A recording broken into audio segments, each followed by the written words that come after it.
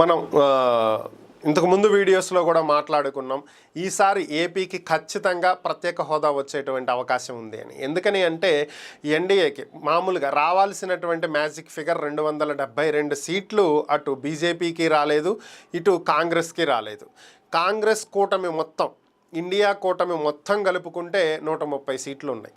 ఇటువైపున NDA మొత్తం కలుపుకుంటే 192 సీట్లు ఉన్నాయి. అప్పుడు గవర్నమెంట్ ఫామ్ చేయొచ్చు ఎన్డీఏ. అయితే బీజేపీకి సింగిల్గా చూసుకుంటే 140 సీట్లే ఉన్నాయి.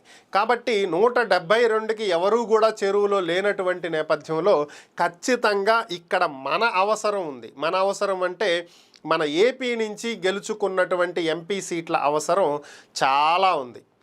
ఎందుకని అంటే ఉన్నటువంటి 25 సీట్లలో 21 సీట్లు ఏపీ నుంచే ఎన్డీఏ కూటమి పక్షాలవే ఉన్నాయి. 4 సీట్లు మాత్రమే వైసీపీ గెలిచింది. ఇక మిగిలినటువంటి 21 సీట్లలో టీడీపీ 16 గెలిచింది, మిగిలినవి బీజేపీ జనసేన గెలవటం జరిగింది. సో ఈ సీట్లు అక్కడ కీలకం.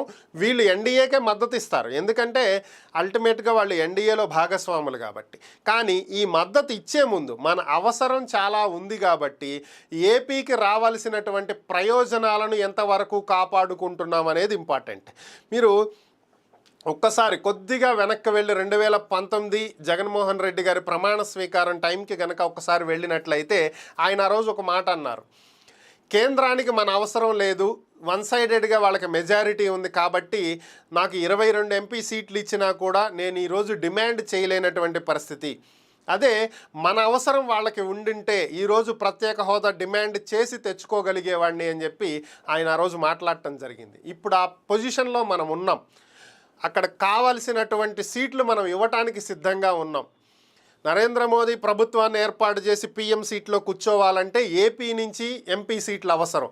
సో ఈ సందర్భంలోనే ఏపీ ప్రయోజనాలను కాపాడుకోవాలి.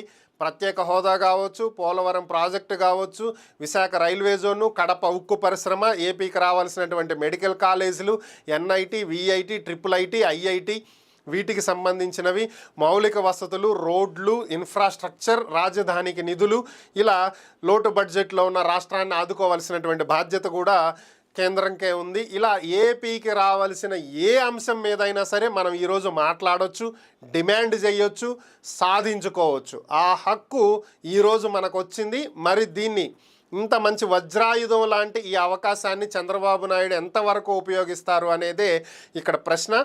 మరి ఆయనకు అవకాశం ఉంది. మరి ఇప్పుడు ఆయన కీలకంగా మారినటువంటి వ్యక్తి, సెంట్రల్లో చక్రం తిప్పగలిగేటువంటి అవకాశం ఇప్పుడు ఆయనకు వచ్చింది.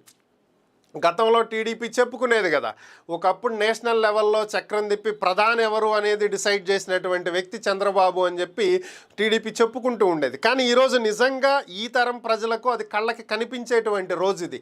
గతంలో ఏం జరిగిందో ఇప్పటి తరానికి తెలియదు. ఆ రోజు చంద్రబాబు నాయుడు చాణక్యుళ్ళ చక్రం తిప్పాడా, బల్లెం తిప్పాడా ఎవరికీ తెలియదు. కానీ ఈరోజు కనిపిస్తుంది ఏం తిప్పుతాడు అనేది. ఇప్పుడు అదే చంద్రబాబు చూపించాల్సింది. నిజంగా తన 44 ఇయర్స్ ఇండస్ట్రీ రాజకీయ అనుభవాన్ని ఈరోజు ఎలా వాడతారు అనేదే కీలకమైనటువంటి అంశం. ప్రస్తుతం ఎన్డీఏ భాగస్వామ్య పక్షాల మీటింగ్లో ఉన్నారు. మరి ఇక్కడ ఏం నిర్ణయాలు తీసుకుంటారో చూడాలి.